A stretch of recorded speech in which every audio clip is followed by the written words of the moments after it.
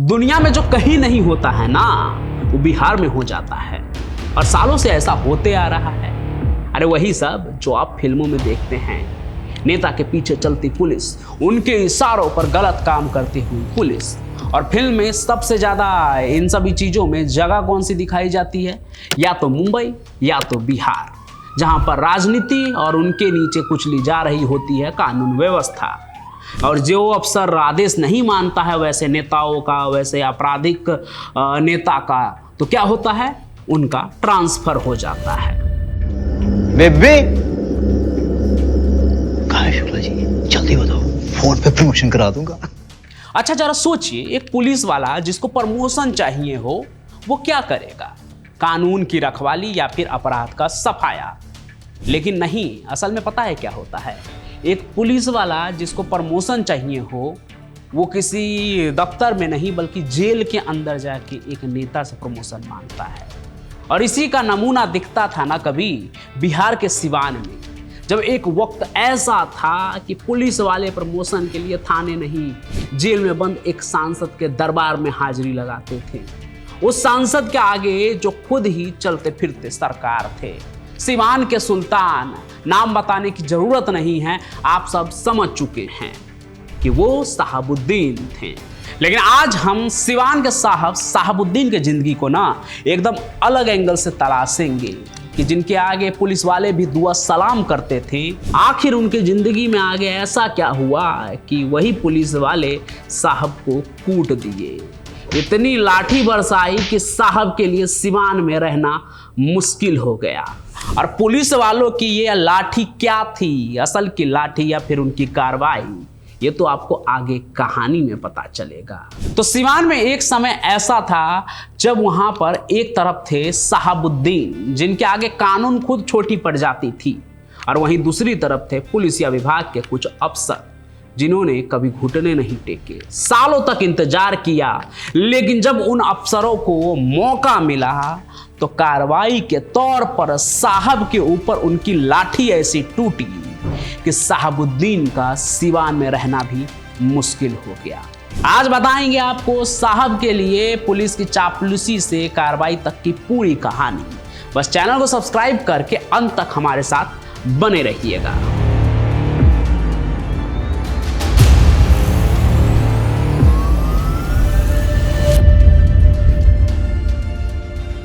साल था 1986।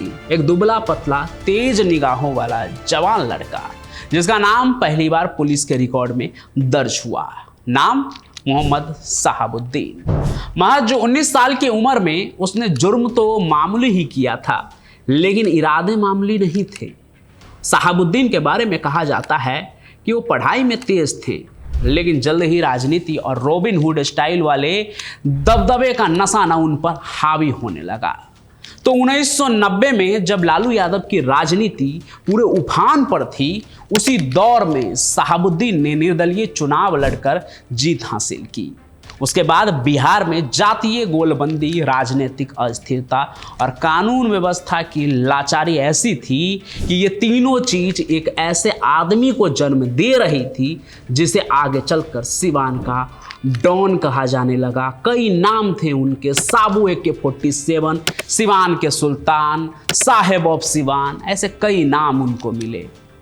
कानून उसका कुछ नहीं बिगाड़ सकता था, क्योंकि कानून खुद उसके सामने झुक गया था। आलम यह था कि साल 1996 में वो SP के ऊपर भी गोलियां बरसा दिए, और इसके बावजूद भी साहबुद्दीन जो है वो विधायक के बाद सांसद बन लोकसभा में भी पहुंच गए।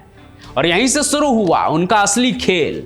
अब वो सिर्फ बाहुबली नहीं, सांसद भी थे, माननीय सांसद, जो दिल्ली के संसद भवन तक पहुंच चुके थे। मतलब एक तरफ अपराध, दूसरी तरफ संविधान।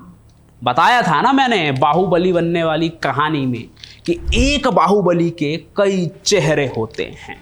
तो 1997 में जब लालू यादव के नेतृत्व में RJD बिहार की सत्ता में आई, तो साहबुद्दीन को मिला राजनीतिक संरक्षण, जिसका नतीजा ये रहा कि अब सिवान की पुलिस प्रशासन और अफसरशाही सब ने आंखें मूंद ली और साहबुद्दीन साहब हो गए। PUCL यानी कि people's union for civil liberties, जो कि एक ह्यूमन राइट बॉडी है, उनकी रिपोर्ट कहती है कि उस दौरान ना शहाबुद्दीन को बतौर आरजेडी सांसद डिफैक्टो इम्यूनिटी हासिल थी, यानी जो कानून आम जनता के लिए था वो शहाबुद्दीन पर लागू नहीं होते थे। ये सब चीज़ें ऑन पेपर नहीं होती थी, लेकिन उनके लिए सब कुछ तय होता था कि उन्हें कौन छू सकता है कौन नहीं, और उन्हें कोई असल में छू नहीं सकता था। यही था डिफैक्टो इम्यूनिटी जो सबसे अलग उनको दिखाता था। सिर्फ यही नहीं बल्कि सिवान में एक अलग अदालत चलता था, या जनता दरबार कह लीजिए, और उसका नाम था शहाबुद्दीन का दरबार। सिर्फ पुलिस वाले ही नहीं बल्कि वो लोग भी पहुंचते थे जिन्हें असल में जाना चाहिए था पुलिस वालों के पास, क्योंकि थाने में एफआईआर लिखवाने से आसान था जेल जाकर शहाबुद्दीन से फरियाद करना। जमीन विवाद हो, शादी ब्याह का मसला हो या मोहल्ले का झगड़ा, लोग कोर्ट नहीं शहाबुद्दीन की अदालत में जाते थे, वो भी बिना तारीख, बिना वकील, बिना गवाह, क्योंकि उस दरबार में वकील से लेकर जज सब कुछ शहाबुद्दीन ही होते थे और फैसला भी उनका होता था, और वही फैसला जो है आखिरी भी होता था।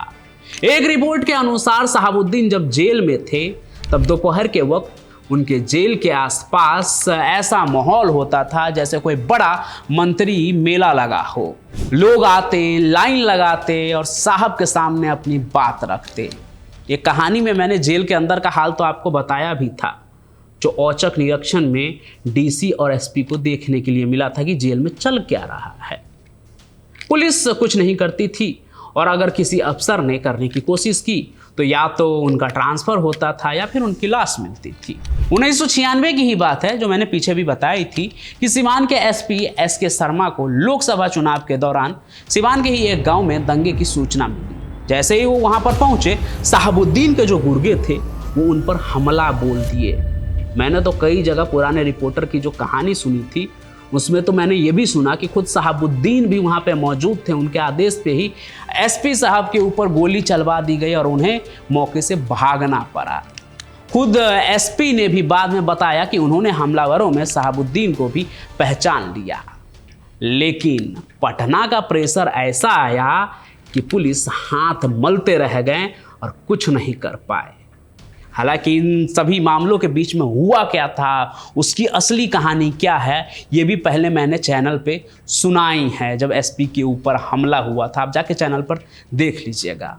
फिलहाल अभी के कहानी में आगे बढ़ते हैं। तो कुल मिलाकर सिवान में अगर किसी ने शहाबुद्दीन के खिलाफ आवाज़ उठाई तो या तो वो गायब कर दिए जाते थे या फिर परिवार को धमकियाँ मिलने लगती थी। आलम यह था कि चुनाव के वक्त विरोधी प्रत्याशी जो होते थे, यानी कि जो शहाबुद्दीन के अगेंस्ट खड़े होते थे, वो अपना प्रचार तक नहीं कर पाते थे। शहाबुद्दीन के लोग उनके पोस्टर को फाड़ के हटा देते थे। लोगों की हिम्मत नहीं होती थी कि दोबारा लगाते। पत्रकारों पर दबाव बनाया जाता और सबसे खौफनाक बात, खुद पुलिस वाले बोलते कि हम सिर्फ नाम के अफसर हैं, असली सरकार तो शहाबुद्दीन की है। एक चुनाव के वक्त तो ऐसा भी हुआ था कि जब कुछ विरोधी पार्टी के लोग पुलिस के पास पहुंचे कि हमें बचा लीजिए, तो बोले कि ज़्यादा से ज़्यादा हम आपको जो सिवान है इससे निकलने में बाहर मदद कर सकते हैं, स्टेशन तक छोड़ देंगे, बाकी आप अपना खुद देखिए। यहाँ तक कि मैंने बताया ही कि कुछ पुलिस वालों के लिए शहाबुद्दीन भी साहब ही होते थे, वो उनकी ही जी हुजूरी करते थे। इसे ऐसे समझिए कि एक पुलिस वाले को प्रमोशन चाहिए था तो वो खुद जाकर शहाबुद्दीन से मिलता है और अपनी व्यथा बताता है कि साहब बहुत दिन से पेंडिंग है, कुछ कीजिए ना, हम तो आपके ही हैं। साहब जो है वहीं से फ़ोन घुमाते हैं और बड़े अफसर से बात करवाते हैं और फिर प्रमोशन वहीं मिल जाता है। और ये कहानी सिर्फ एक बाहुबली की नहीं थी, ये कहानी उस सिस्टम की है जो खुद एक अपराधी के सामने घुटने टेक चुका था। कहते हैं ना कि डर का कारोबार सबसे पुख्ता होता है। शहाबुद्दीन ने यही किया। उसने जनता में डर बैठाया, पुलिस को अपने हाथ में लिया और राजनीतिक दलों से गठजोड़ कर एक ऐसा समांतर सत्ता खड़ी कर दी कि सत्ता में कानून नहीं चलता था, सिर्फ उनका ही हुक्म चलता था। इसका असर ये था कि पुलिस उनके खिलाफ कार्रवाई करने की हिम्मत नहीं करती थी। एफआईआर होती भी तो बिना जांच के बंद, गिरफ्तारी के आदेश आते भी तो कागजों में गुम हो जाते, और मान लीजिए कि जेल जाना भी पड़ा तो कोई बड़ी बात नहीं थी। अरे वो कहते हैं ना कि एक सच्चा डॉन वो होता है जो सलाखों के पीछे भी रहकर पूरी सियासत को चलाता है। तो यहाँ भी कुछ ऐसा ही था। ये तो आजकल के गैंगस्टर वगैरह है वो भी जेल से सब काम करते हैं आज की तारीख में, लेकिन जब इतना ज़्यादा टेक्नोलॉजी नहीं था तब भी शहाबुद्दीन ये किया करते थे सिवान में। शहाबुद्दीन के जेल जाने का मतलब ये बिल्कुल भी नहीं था कि उनका असर खत्म हो गया। असल में उनका असली राज तो तभी से शुरू हुआ जब वो जेल की 4 दीवारियों में बंद हुए थे। सिवान जेल का वो कमरा जहां बाकी कैदी खौफ से कांपते थे, वहीं शहाबुद्दीन बैठकर पुलिस वाले को डांट दिया करते थे, नेताओं को बुलाते थे अंदर और फोन पर अपने गुर्गों को ऑर्डर देते थे। कहते हैं उनके लिए जेल में एक अलग मंजिल थी। वहां AC, TV, phone, fridge, night vision device जो चाहो सब मौजूद था। अगर साहब को आधी रात में कुछ चाहिए होता था तो शहर में आधी रात में दुकानें खुलवा दी जाती थी। जेल उनके लिए एक सजा नहीं बल्कि एक दूसरी ऑफिस थी और सिवान का एक एक्सटेंशन ब्रांच समझ लीजिए। रिपोर्ट्स बताती है कि शहाबुद्दीन के लिए जेल प्रशासन पूरी व्यवस्था झुका देता था। डॉक्टर उनकी मर्जी से इलाज करते, गार्ड उसकी इजाज़त से किसी को भी अंदर लाते, यहाँ तक कि थानेदार तक जेल आकर हाजिरी लगाते थे।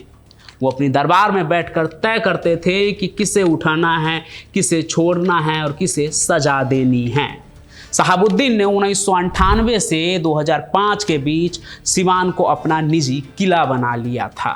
शहाबुद्दीन एक सिस्टम नहीं थे, वो सिस्टम के ऊपर बैठे हुए एक वायरस थे जो सब कुछ कंट्रोल कर रहे थे, हर जगह फैल कर। लेकिन एक कहावत है ना कि हर दिन हो तना एक समान, तो साहब के भी अच्छे दिन बदलने शुरू हो गए। तब जब 2005 में नीतीश कुमार की सरकार आई और पहली बार कुछ बड़ा हुआ और यहीं से शहाबुद्दीन के खिलाफ पुलिस की लड़ाई तेज हुई, पुलिस की कार्रवाई तेज हुई। वो कार्रवाई जहां असली के लाठी तो नहीं बरसे, लेकिन पुलिस वालों ने अपने कार्रवाई से ऐसी लाठी बरसाई जो बिना चोट के भी दर्द दे रहा था। जिलाधिकारी सीके अनिल और एसपी रतन संजय की टीम ने शहाबुद्दीन के फार्म हाउस पर छापा मारा। वहां से मिले 200 पाकिस्तानी कारतूस, night vision device, wireless set मिले। तो यहाँ से अब ना साहब के ऊपर देशद्रोह की धारा लगनी भी शुरू हो गई थी, आरोप लगने शुरू हो गए थे। तो इसके बाद केंद्र ने भी इसमें दखल देना शुरू किया। फिर तारीख आई 5 नवंबर 2005, जब दिल्ली में एक स्पेशल टीम ने पहली बार बिना सियासी दबाव के शहाबुद्दीन को गिरफ्तार किया और इस गिरफ्तारी के बाद कोई बीच में भी नहीं आया। यहाँ पहली बार लगा कि साहब की सत्ता डगमगाई है, लेकिन ये तो सिर्फ शुरुआत थी। आगे अदालत में केस चलने लगे, सेशन कोर्ट बनाई गई, वीडियो कॉन्फ्रेंसिंग से सुनवाई तय हुई। लेकिन सच्चाई ये थी कि अभी भी उसका नेटवर्क जिंदा था, जेल के अंदर भी और बाहर भी। वो इसलिए क्योंकि सरकार को बाहुबलियों से उम्मीद होती है कि वो उस खेमे में हैं, अब हम जीते हैं तो हमारे खेमे में आ जाए। लेकिन शहाबुद्दीन अडिग थे। उन्होंने नीतीश कुमार के सरकार को एक सिरे से नकार दिया। उनके लिए तो नीतीश कुमार परिस्थितियों के सीएम थे, यानी कि हालात के वजह से वो मुख्यमंत्री बन गए, उनमें दम नहीं था। और ये बात उन्होंने खुले तौर पर कैमरे पर भी कह दिया। यही से उनकी साख जो है ना कमज़ोर होनी शुरू हो गई जब उन्होंने खुली लड़ाई जो है राज्य के मुख्यमंत्री के खिलाफ शुरू कर दी। तो कभी जो सिवान की सड़कों पर मौत का फरमान सुनाया करते थे, अब वही शख्स तिहाड़ की एक कोठरी में खामोश बैठ गए। न गुर्गे थे न गवाह, बस अकेलापन और कानून की ठंडी दीवारें थी। 2005 के बाद जैसे सब कुछ बदलने लगा। नीतीश कुमार की सरकार ने एक के बाद एक कार्रवाई शुरू की, स्पेशल कोर्ट बनी, केसों की सुनवाई तेज हुई, गवाहों को सुरक्षा दी गई। लेकिन जेल में बंद होने के दौरान भी शहाबुद्दीन पूरी तरह से चुप नहीं बैठे। उनके नाम पर कई बड़े कांड हुए, यहाँ तक कि एक साहसी पत्रकार ने उनकी पोल खोलनी शुरू की तो उसे भी मौत के घाट उतार दिया गया। नाम था राजदेव रंजन। मई 2016 में सिवान रेलवे स्टेशन के पास भीड़ के बीच एक बाइक सवार ने 5 गोलियां मारी और राजदेव रंजन की हत्या कर दी गई। गोली मारने वालों ने बाद में खुलकर कबूल किया कि आदेश जेल से आए थे।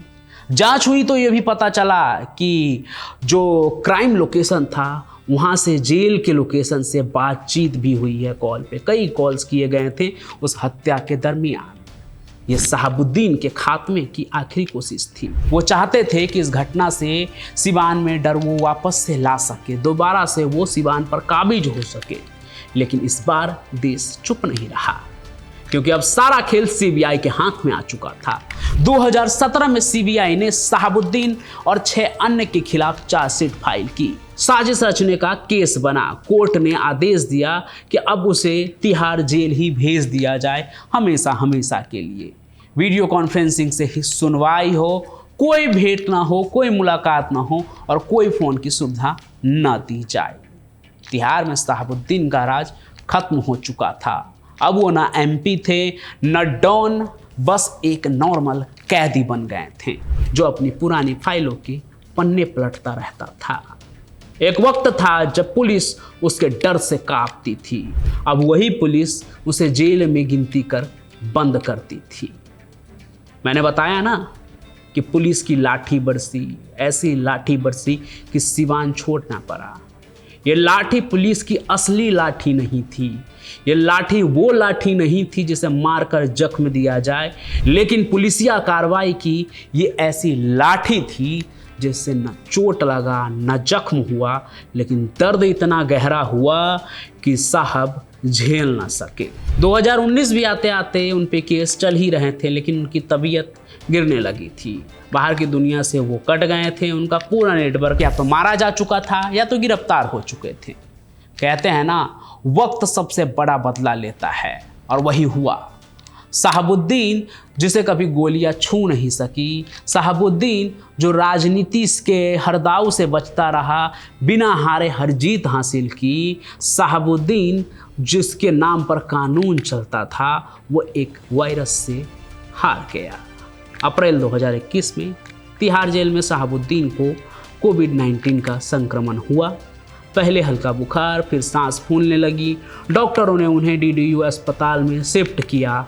हालात बिगड़ती गई और 1 मई 2021 को सिवान के शहाबुद्दीन की मौत हो गई, इंतकाल हो गया। कोई अंतिम दर्शन नहीं, कोई समर्थक नहीं, हालात ही ऐसे थे। बस एक बंद कोठरी से उठा उनका शव और पीपीई किट में लिपटा तिहाड़ के बाहर एक गाड़ी में रख दिया गया, जिसे दिल्ली में ही एक कब्रिस्तान में दफनाया गया।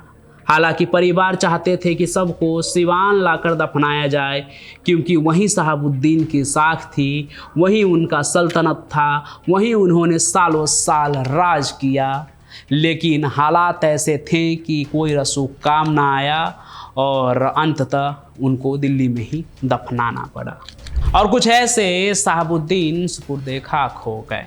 एक बाहुबली जिसने सरकार की सरपरस्ती में ताउम्र पुलिस को अपनी उंगली पर घुमाया, वो सरकार के बिना 6 साल भी नहीं टिक पाए, क्योंकि अब पुलिस को पूरी आज़ादी थी। अब सरकार की सरपरस्ती पुलिस को थी, अपने विभाग को थी कि उन्हें न्यूट्रलाइज किया जाए, और शहाबुद्दीन के हाथ बंधे थे। यानी अगर सिस्टम सही से काम करे तो अपराध को जड़ से मिटाया जा सकता है। असल में ऐसी कार्रवाई आज की तारीख में भी होनी चाहिए। जितने भी लोग हैं जो बाहुबली बनकर अपराध को फैला रहे हैं, उन हर किसी को कंट्रोल किया जाना चाहिए। फिर चाहे वो पंजाब और दिल्ली में फैला हुआ लॉरेंस बिश्नोई हो, या फिर मुंबई और महाराष्ट्र में फैला हुआ डी कंपनी हो, या और भी गैंग हो, या बिहार में जो बचे हुए बाहुबली हैं, यूपी में जो बचे हुए बाहुबली हैं, इन तमाम बाहुबलियों पे भी कार्रवाई होनी चाहिए और अपराध को जड़ से ख़त्म करने की कोशिश की जानी चाहिए। बिहार के हालात पहले से बहुत बदले हैं और ये वहाँ के लोग भी ज़रूर कहेंगे। जो भी वहाँ के लोग हैं वो कमेंट में बताइएगा कि तब से लेकर आज तक क्या बदला है और भी क्या बदलाव होनी चाहिए। ये सब आप कमेंट कीजिए, लिखिए अपनी समस्या, अपनी परेशानी, और अगर आपके पास कोई ऐसी कहानी है तो वो भी लिखिए। कोई और कहानी सुनना चाहते हैं वो भी लिखिए। कुछ लिखिए, कुछ बातचीत कीजिए। हम लोग बातचीत करेंगे तभी और भी कुछ नई चीज़ें निकल कर आएंगी, और बातचीत करना भी चाहिए। बाकी मैं पंचम प्रकाश यूं ही अपनी कहानियों के साथ आता रहूँगा। आप चैनल को सब्सक्राइब करके हमारे साथ जुड़े रहें। हम फिर मिलेंगे, तब तक के लिए आपका बहुत बहुत धन्यवाद।